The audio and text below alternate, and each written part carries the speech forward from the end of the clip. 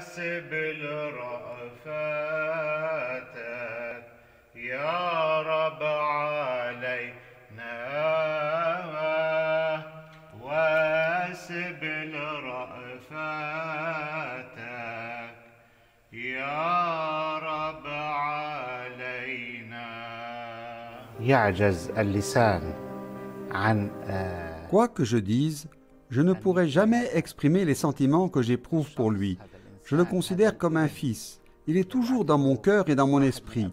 Il est incroyable. Il priait, il jeûnait, il lisait la Bible. Il était un profond connaisseur de la religion chrétienne. C'est quelque chose qui m'a réjoui le cœur, car on trouve rarement cette connaissance chez les jeunes d'aujourd'hui. Dès qu'il avait le temps, il venait à l'église pour aider, prier. الكنيسة في أي شيء ممكن أنه يساهم في خدمتها.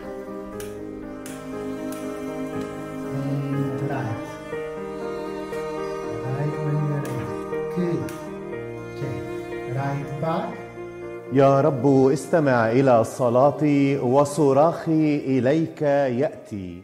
Seigneur, entends ma prière, que mon cri parvienne jusqu'à toi. Ne me cache pas ton visage le jour où je suis en détresse. Il s'agit d'un verset d'un psaume que l'on peut réciter les jours particulièrement difficiles. Le cri d'une personne qui souffre, pour diverses raisons, provient de la force de la foi dans la capacité du Seigneur à l'aider dans les moments de difficulté et de douleur. L'histoire dont nous allons parler est une histoire de douleur, une histoire de difficulté, mais qui, grâce à l'unité familiale et à la foi, a permis à ce jeune homme et à sa famille de surmonter ensemble un moment terrible. Grâce à la foi, par des petits pas qui deviendront de plus en plus grands, nous arriverons au but.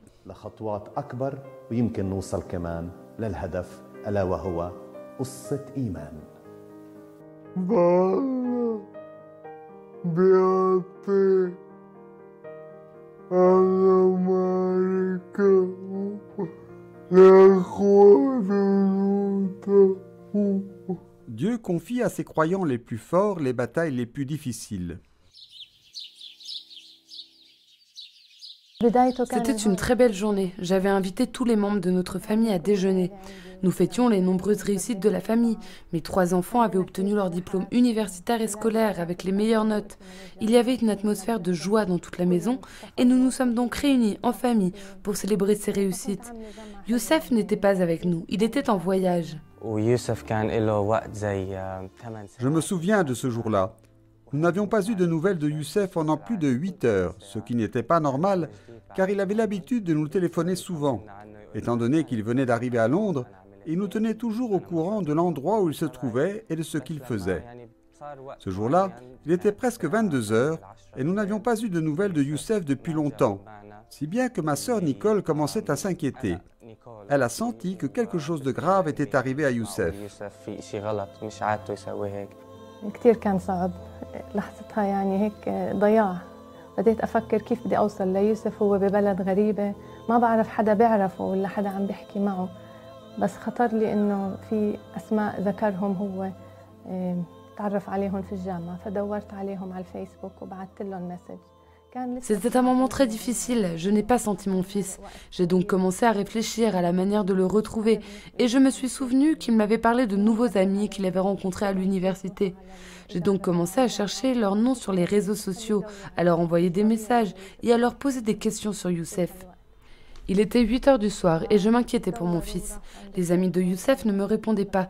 Alors j'ai demandé à l'administration de l'université de chercher à savoir où il était, car il n'était pas normal que nous n'ayons pas de nouvelles de lui depuis tant d'heures. À ce moment-là, l'université a appelé la police qui les a immédiatement informés que Youssef avait eu un accident en traversant un passage piéton. Une voiture venant de la direction opposée l'avait renversé. Il était à l'hôpital. À partir de ce moment-là, je n'ai plus réussi à penser. Je ne savais plus quoi faire.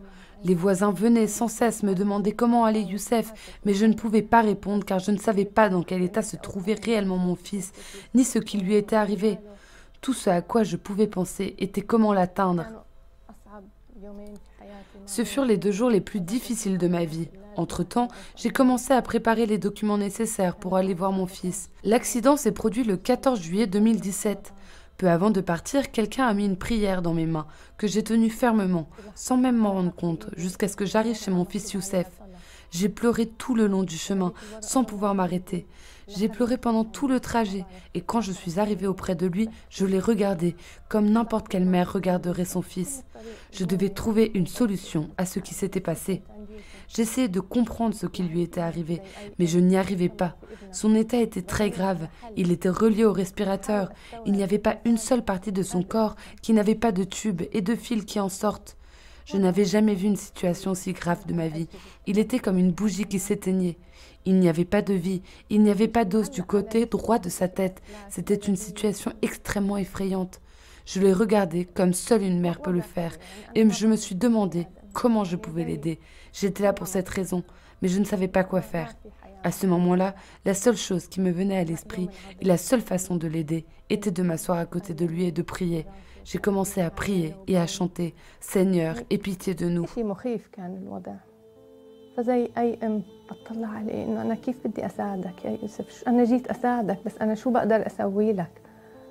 في لحظتها الإشي الوحيد اللي خطر في بالي إنه أنا الطريقة الوحيدة اللي بقدر أساعده إني أقعد جنبه وأصلي. وبدأت أصلي وقربت له، بعرفش كيف طلع صوتي في وقتها أصلاً مش ما شو رتلتي له؟ يا رب ارحمنا. مش بيحط عيته تريصت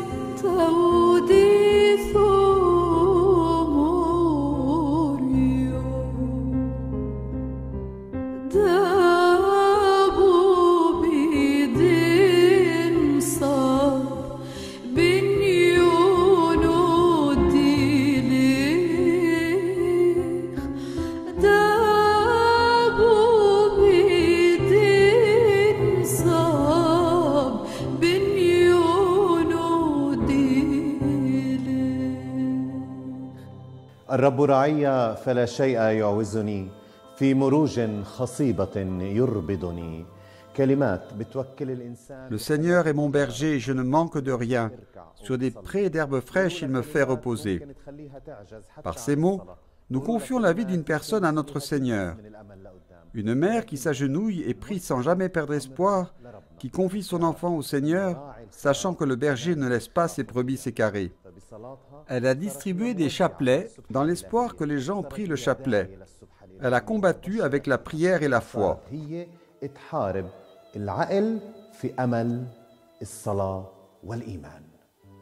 أصعب شيء كان ثاني يوم لما الدكاترة جمعونا وقالوا لي بدنا نحكي لك عن وضع يوسف.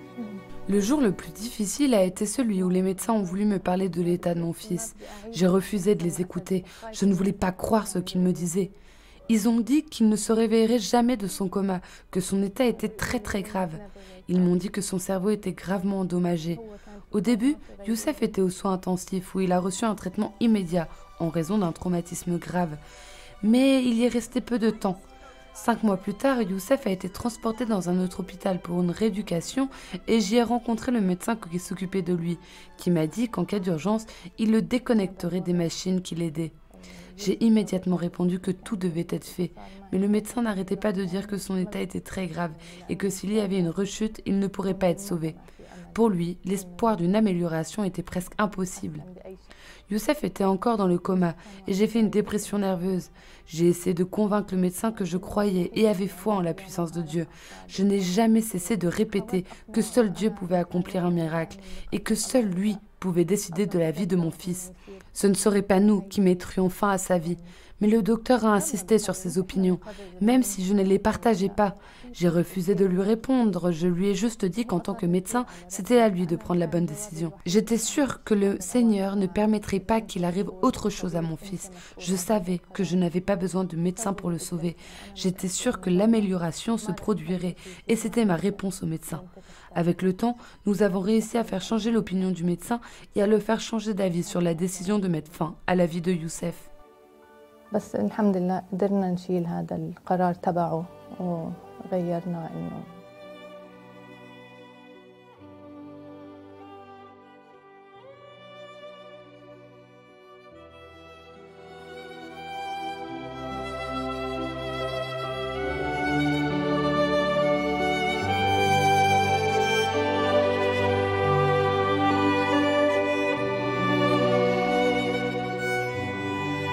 أنا كطبيب حين زرت يوسف لأول مرة في اليوم الثاني للحادث وشاهدت ما Lorsque j'ai rendu visite à Youssef pour la première fois, le deuxième jour de l'accident, j'ai vu ce qui lui était arrivé. J'ai regardé les rapports médicaux qui indiquaient qu'il y avait une grande déchirure dans le cerveau. En tant que médecin, je pensais qu'il ne survivrait pas, mais en tant que prêtre, j'avais la foi. Une chose que j'ai beaucoup apprise de cette famille, de la mère, quand elle venait rendre visite à son fils, elle s'asseyait, chantait et priait. J'ai donc grandi dans la foi, dans l'espoir que la main de Dieu agisse, que les yeux de Dieu se posent sur ceux qui sont dans le besoin. Ma foi a grandi, tout comme la certitude que Youssef serait guéri grâce au Seigneur. وازداد إيماني أن يوسف سوف يتحسن ونشكر الله. Just got her place around the corner. She'll go here. Yeah. You went to school. I think that he's just an incredibly strong human being, and it shows what determination, motivation and strong will, and for Youssef his faith as well, and for all the family their faith, where that can get you. Je pense que c'est un jeune homme incroyablement fort. Il nous a montré où la détermination, la motivation et même la force, comme sa foi et celle de toute sa famille, peuvent nous mener. Parce que, comme je l'ai dit, il a défié ce que disent les professionnels et la science, et aujourd'hui, il continue à avancer et à s'améliorer constamment. Je me souviens de l'année dernière, lorsque j'ai commencé à travailler avec Youssef, de sa façon de communiquer. Vous savez que sa principale façon de communiquer n'est pas notre langue. Alors que maintenant, Youssef est capable de s'expliquer, et beaucoup de gens le comprennent. Il peut même aller dans un café, commander son café. Il y a un an, ce n'était pas comme ça. C'est incroyable. On pourrait croire que je dis n'importe quoi, mais c'est un grand progrès pour Youssef. It's just incredible. I mean, it might sound here saying that like small goals, but they are such huge goals for Youssef and so important in his journey. الوقت بركض وبمرق فينا واللي عماله يصير عماله يصير. Le temps passe, mais ce qui arrive à Youssef n'est rien d'autre qu'une nouvelle naissance. Nous pensons que la naissance est facile. L'exemple de la Sainte Famille me vient à l'esprit. Lorsqu'ils ont quitté Nazareth, la Vierge Marie n'avait que 16 ans. Elle était enceinte de 9 mois et a marché avec toutes les difficultés pour atteindre Bethléem. Elle n'a trouvé aucun endroit pour donner naissance à son fils. Et ne sachant pas où aller, elle a trouvé une grotte. Et malgré toutes les circonstances difficiles, elle a donné naissance au Sauveur du monde. Aujourd'hui, Youssef, notre fils chéri, a pu renaître malgré toutes les difficultés. Youssef a mis 7 mois à se retrouver après son réveil du coma. Il a essayé de comprendre ce qui lui était arrivé, mais il n'était pas seul. Tout comme Saint Joseph et les anges étaient avec la Vierge Marie jusqu'à la naissance du Christ, avec Youssef, il y avait sa famille qui l'a aidé et soutenu par la prière, la foi, le travail, l'engagement, mais surtout, rappelez-vous que Dieu est avec Youssef, le protège, le bénit. الله الذي يحمي الله الذي يبارك. حتى بعد الحادثة دور يوسف في لعب الأخ الكبير ما تغير. يعني احنا لحد هلا Même après l'accident, Youssef est toujours un grand frère. Il n'a pas changé. Aujourd'hui encore, notre force vient de Youssef, une force que nous voyons chaque jour, comme nous voyons sa persévérance aller de l'avant pour devenir plus fort qu'avant, et sa louange continue au Seigneur. Il considère lui-même son malheur comme un don du Seigneur. Youssef était dans un état très difficile au début, très grave. Il a failli mourir. Mais aujourd'hui, il est encouragé à continuer. Cela me fait penser que ma vie, mes problèmes et mes petits soucis ne sont rien comparés aux difficultés rencontrées par mon frère aîné. Il espère toujours redevenir ce qu'il était avant l'accident, et même mieux. يعني فعليا عم بنحت في الصخر عم بحاول يعمل شو ما بقدر مشان يرجع يوسف القبل وأحسن. Have hope, have faith. Lorsque vous avez de l'espérance, de la foi, la bonne équipe autour de vous, les bonnes personnes, non seulement votre famille et vos proches, mais aussi les médecins rééducateurs, la bonne équipe et le bon soutien, vous pouvez tout réussir. You can go on to achieve anything. يوسف اليوم صورة من صور الأمل اللي موجودة في الكتاب المقدس. صورة من صور الالتزام مع الله. Youssef est aujourd'hui l'image de l'espoir que nous trouvons dans la Bible, une image de l'engagement envers Dieu. Aujourd'hui, il a du mal à exprimer toute son expérience de la foi en Dieu, Mais il a écrit une lettre adressée à nous tous, à tous ceux qui connaissent de telles souffrances, et aussi à tous ceux qui pensent être loin de ces souffrances. Mais écoutons Youssef lui-même.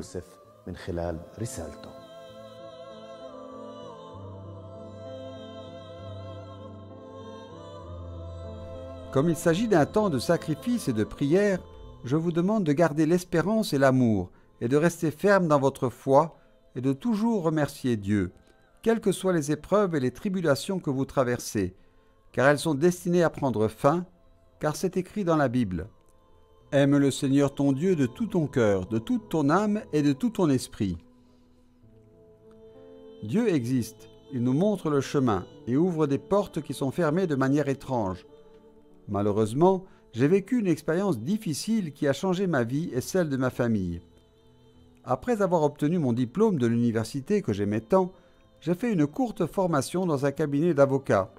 Puis j'ai décidé d'aller faire un master en Grande-Bretagne. 3 jours plus tard, j'ai eu un accident. Au début, aucun des médecins ne s'attendait à ce que je me réveille. Mais je me suis aussi réveillé grâce aux prières de ma famille et de tous ceux qui m'aiment. Le Seigneur est proche de ceux qui l'invoquent. Il n'abandonne jamais ses enfants et n'oublie jamais une bougie allumée pour une personne. Une sensation étrange a été de se réveiller et de se retrouver confiné au lit, incapable de bouger ou de parler, et surtout, le sentiment de ne pas savoir où je me trouvais et quelle en était la raison. Je n'avais absolument pas la capacité de bouger ou de parler, donc je ne pouvais même pas demander. Je me souviens qu'un jour, ma mère était assise à côté de moi sur le lit et priait. Et après avoir terminé sa prière, elle a commencé à me raconter le terrible accident et tout ce qui m'était arrivé. C'est alors que j'ai commencé à savoir ce qui m'était arrivé et que j'ai réalisé que c'était comme un long cauchemar dont je m'étais réveillé. C'est à ce moment-là que j'ai réalisé quelle direction ma vie avait prise, que mes projets d'études avaient changé en un instant et que j'étais confronté à un long parcours médical dont j'ignorais les résultats. À ce moment-là, je me suis souvenu d'un dicton que le pape Kyrillos aimait beaucoup. « Fais confiance à celui qui a choisi le chemin pour toi et ne vous laisse pas seul. » J'ai passé 3 ans à l'hôpital et je continue mon traitement aujourd'hui. Il est très difficile de parler de mon histoire, un peu frustrant, mais je suis croyant et ma confiance en Dieu est toujours grande. Cet incident n'a jamais affaibli ma foi. Au contraire, il m'a donné la force de recommencer à construire ma vie, de revenir et d'atteindre mes objectifs. Dans la vie, tout a un but et tout se déroule selon le plan que Dieu a conçu pour chacun d'entre nous. Mon réveil, je le crois, est un miracle. J'ai parcouru un long chemin. Personne ne s'attendait à ce que j'aille aussi loin. J'ai eu des moments difficiles, même aujourd'hui. 4 ans après l'accident, je réalise que j'ai encore beaucoup de chemin à parcourir. Je ne sais pas si je redeviendrai comme avant, mais je dis toujours merci à Dieu pour tout.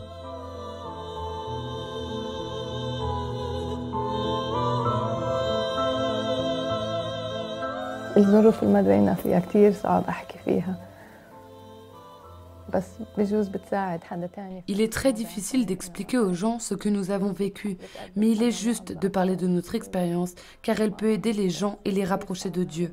C'est un sujet très sensible pour moi, mais je conseille aux gens de suivre leur foi, parce que pour moi, la foi m'a beaucoup aidée, parce que je faisais face à quelque chose que je ne pouvais pas contrôler, qui était beaucoup plus grand que moi. Mais Dieu peut tout faire. Je conseille à tout le monde d'espérer et de prier, toujours. الواحد بس يضل متمسك بالأمل وما يفقد هذا الأمل بالمرة، يضل يصلي ويضل.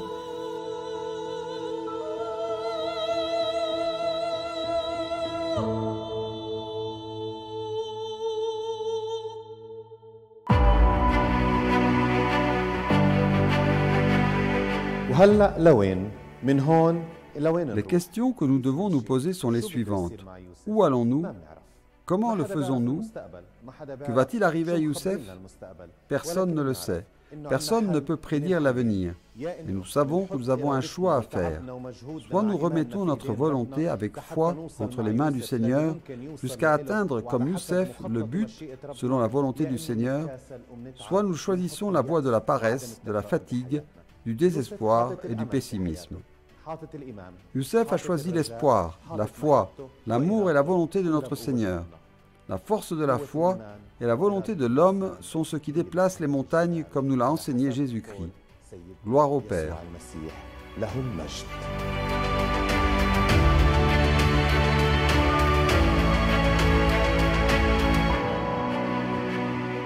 Amen.